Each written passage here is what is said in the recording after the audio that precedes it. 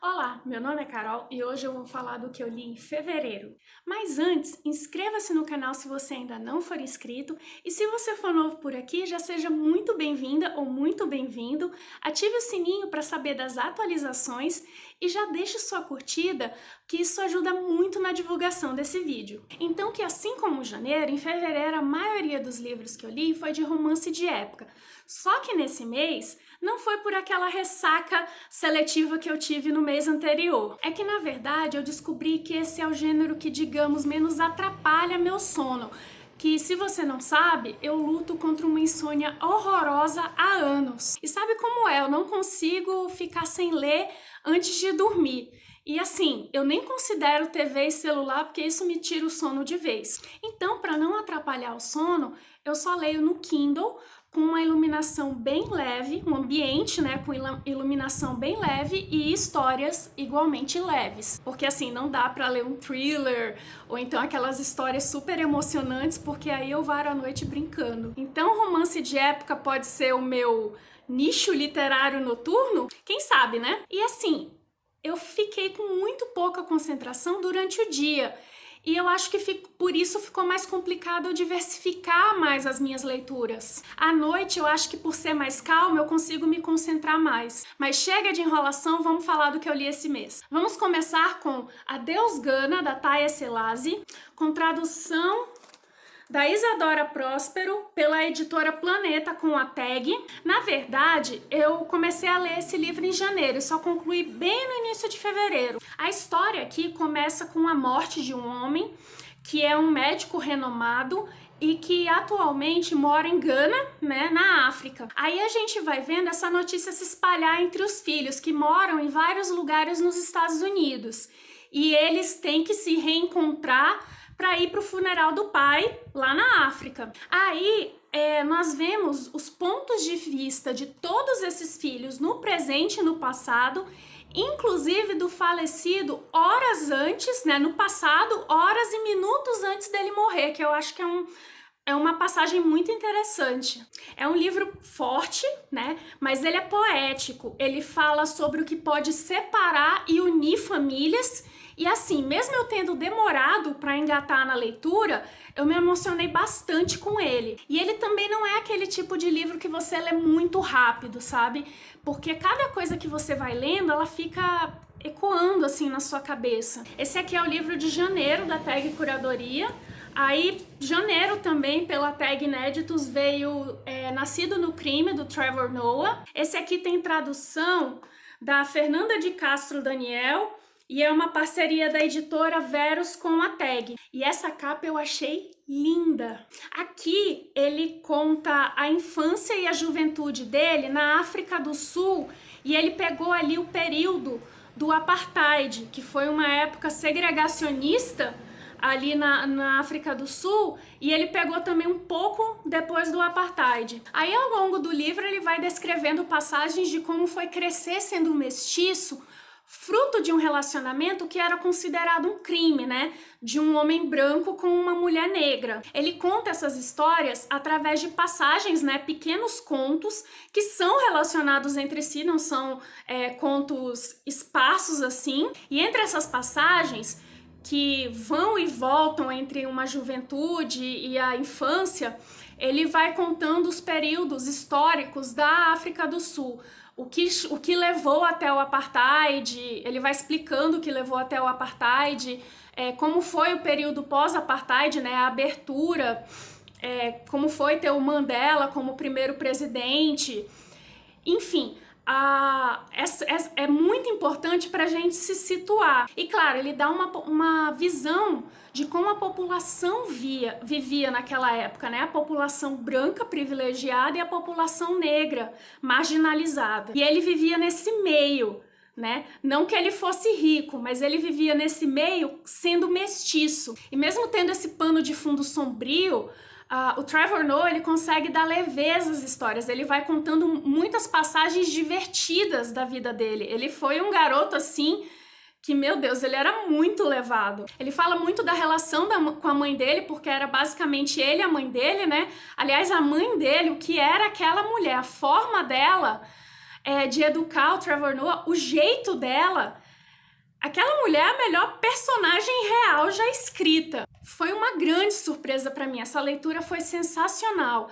Eu já conhecia de vista, assim, esse apresentador, já tinha visto alguns talk shows dele, ele tem uma língua, assim, muito afiada, e agora eu tô doida pra ver os stand-ups dele, eu sei que tem 2 na Netflix. Bom, por enquanto só tem essa edição aqui da Tag, mas eu vou deixar aqui na descrição o link pro e-book desse livro em inglês, caso você se interesse. Vale muito a pena essa leitura. Aí, no Kindle Unlimited, eu só fiz uma leitura esse mês. Foi o livro A Indomável Sofia, da Georgette Heath. Tem tradução da Neide Câmara Loureiro e é pela editora Record. Aqui conta a história da Sofia, que é uma moça alegre, impulsiva, de uma franqueza desconcertante, que, claro, são características que não combinam com uma mulher da posição social dela na sociedade londrina do início do século XIX. Ela é órfã de mãe e foi basicamente educada pelo pai enquanto eles viajavam o mundo inteiro por causa do trabalho dele de embaixador. E isso tornou ela muito independente, até porque ela tinha que cuidar de muitas coisas para auxiliar o pai também. Daí ela precisa passar uma temporada com a tia.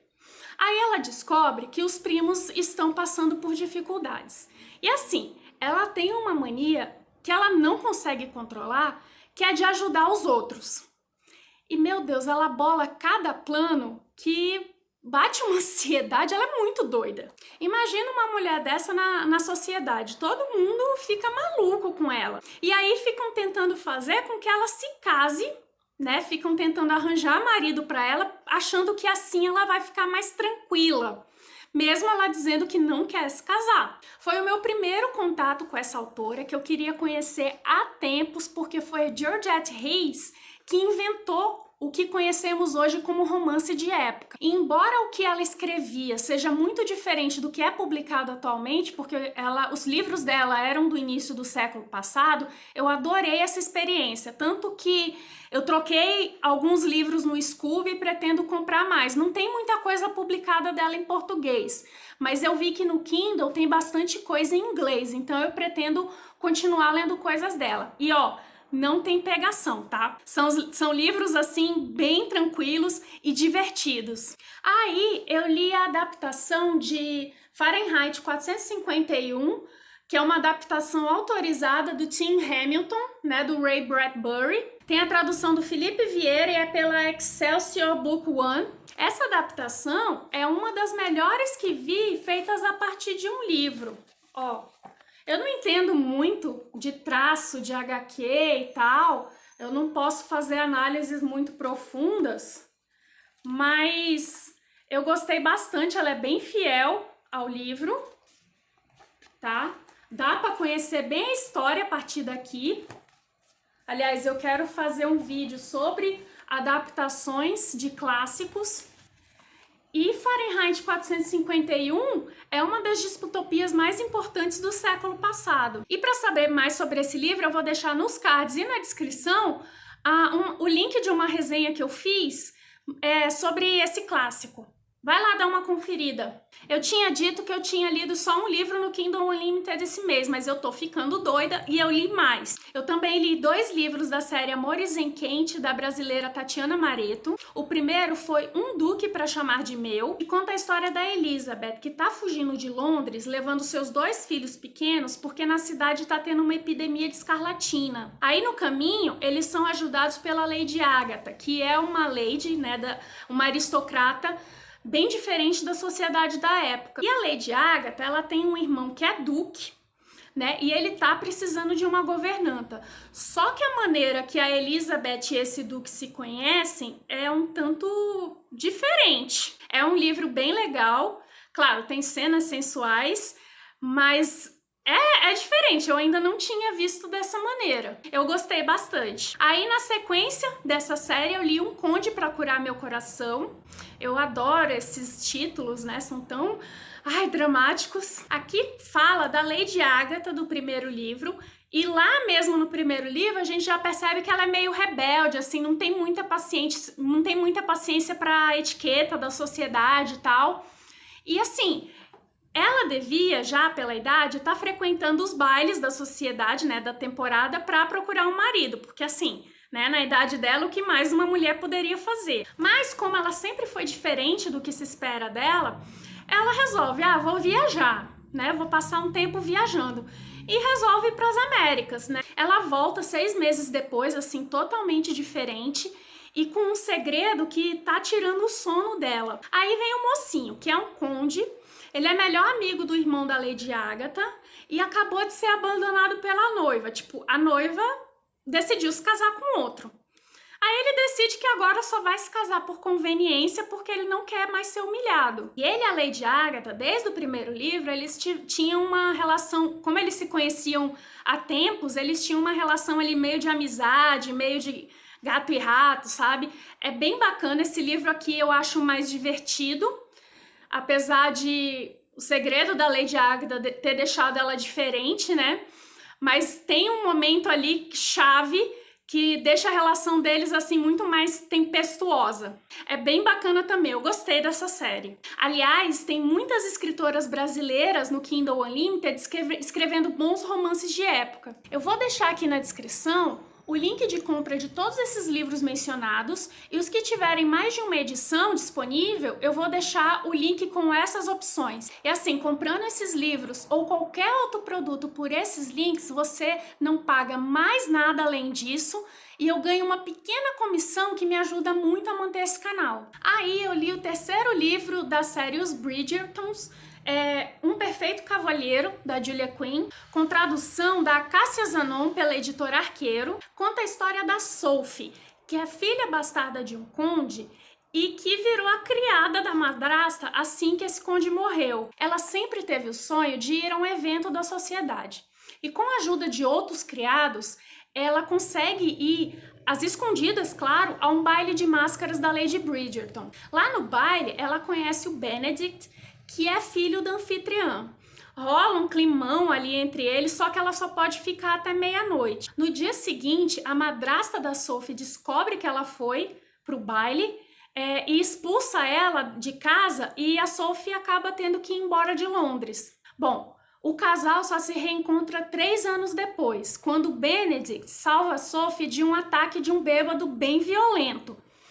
Mas como eles dois estão em posições muito diferentes, o Benedict não reconhece a Sophie e ela fica arrasada. Enfim, Cinderela mandou um beijo, né? Mais um romanção de época assim daqueles pra chorar. Todos até agora dessa coleção eu tô indicando. Aí o livro do mês no Clube Nuvem Literária foi o clássico norte-americano A Letra Escarlate, do Nathaniel Hawthorne, aqui pela Penguin Classics, com tradução do Christian Schwartz. Conta a história da Hester Prynne, que pratica o adultério quando o marido está ausente há 2 anos, e todo mundo descobre isso porque ela fica grávida. Aí ela mora em Boston no século 17. Naquela época, Boston era uma comunidade puritana bem rígida, sabe? Aquela época que as pessoas usavam sempre preto, eram protestantes assim muito rígidos. Então, por conta desse adultério, ela é levada a julgamento e é condenada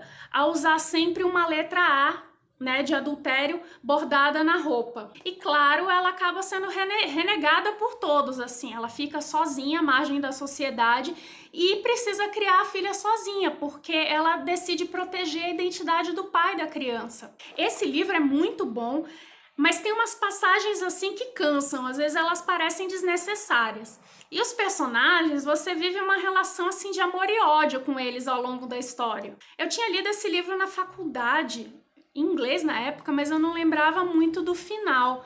E foi bom porque eu relembrei de muita coisa. É um livro muito interessante. Pode não agradar todas as pessoas, mas para quem tá afim de ler clássicos, eu acho que vale muito a pena. É uma história bem realista, ela é bem amarrada, mas como eu disse, ela não é para todo tipo de público. Aí li mais Julia Quinn. Dessa vez foi em book, os 2 livros da série Agentes da Coroa. Aí temos o primeiro livro, Como Agarrar uma Herdeira. A mocinha, a Caroline, ela perdeu o pai muito cedo.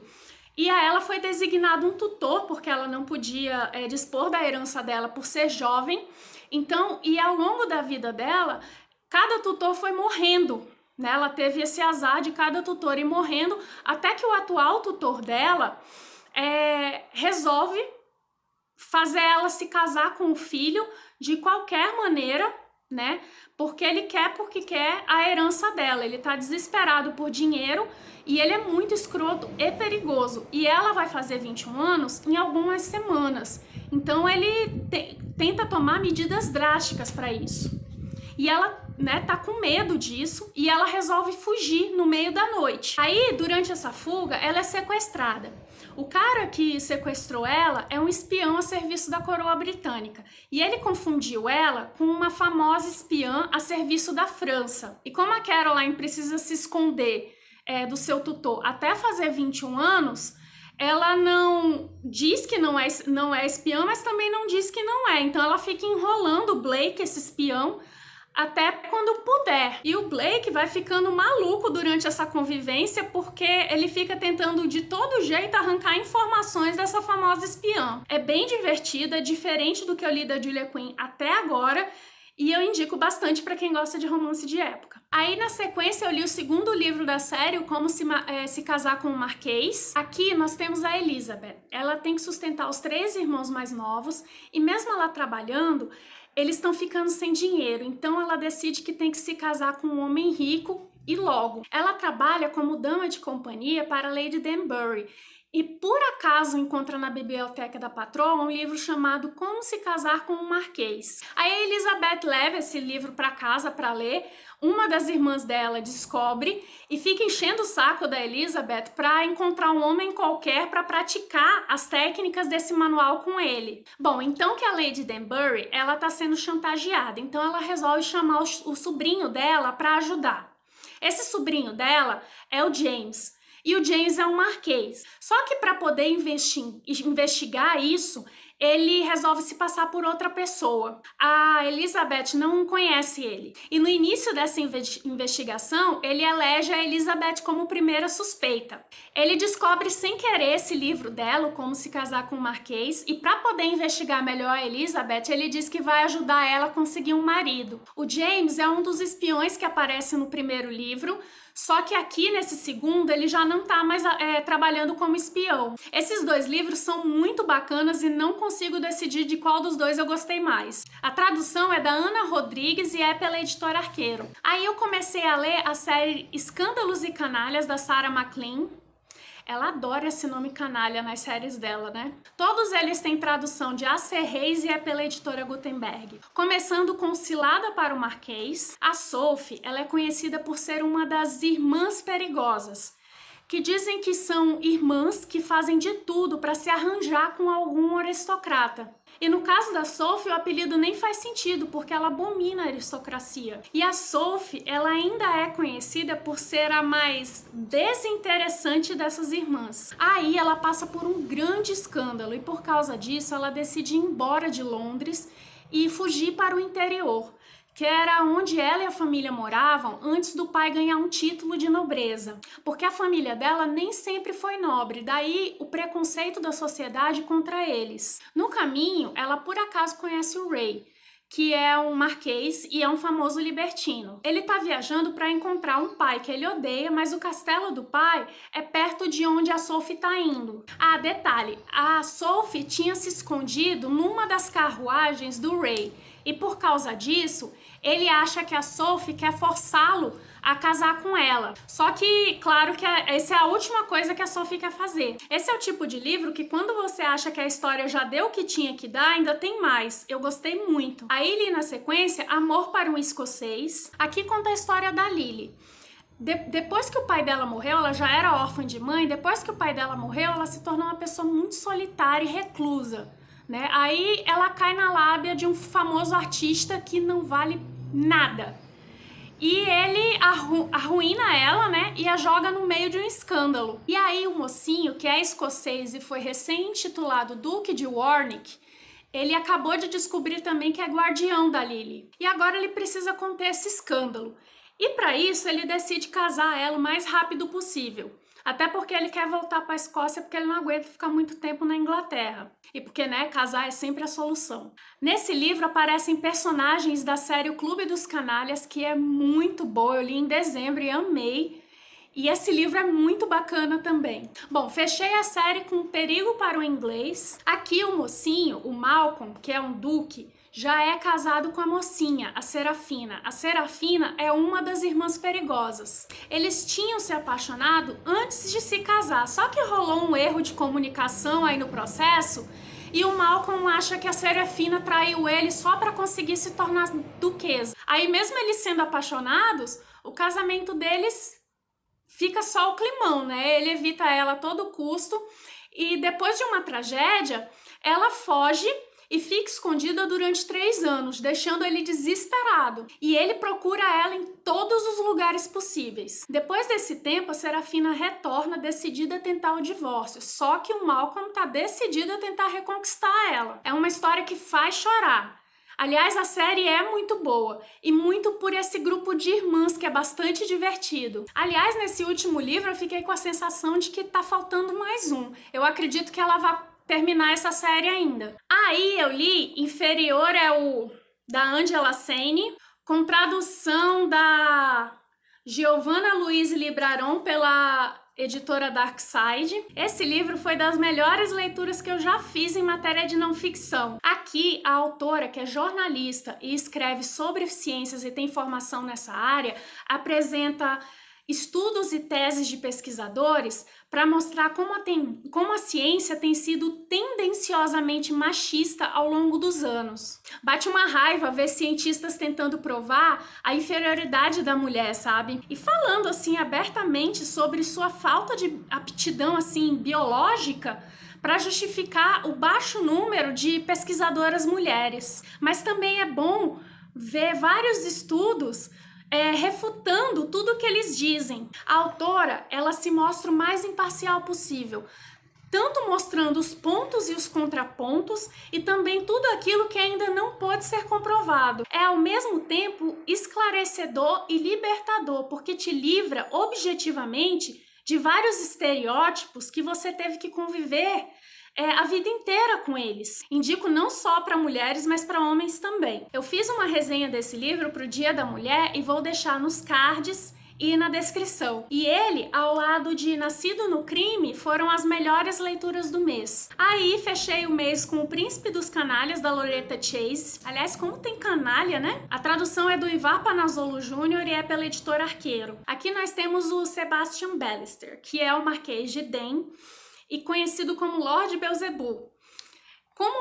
Por conta da aparência dele, ele foi rejeitado na infância, humilhado pelos colegas de escola e nunca fez sucesso com as mulheres. Atualmente, ele mora em Paris e só quer saber de uma vida depravada livre da sociedade conservadora. Até que um dia, ele conhece a Jessica Trent, que é liberal, não se deixa abater por escândalos e pelos tabus impostos pela sociedade. Aí ela não tem medo do Lord Beelzebub, como a maioria das pessoas tem. É o típico gato e rato, só que num cenário diferente que é Paris. Eu gostei desse livro porque o mocinho aqui não é aquele homem lindo de morrer. E a escrita da Loretta Chase me agradou bastante também. Então a indicação para amantes de romance de época tá valendo. Eu até comecei a ler o livro da sequência, mas não deu tempo de acabar em fevereiro. Então que esse foi o meu mês. E o seu, como é que foi? Você já leu algum desses livros? Me conta aqui nos comentários. Espero que tenha gostado desse vídeo. Compartilhe com seus amigos que curtem esse tipo de conteúdo. Obrigada pela sua companhia, um grande beijo e até a próxima!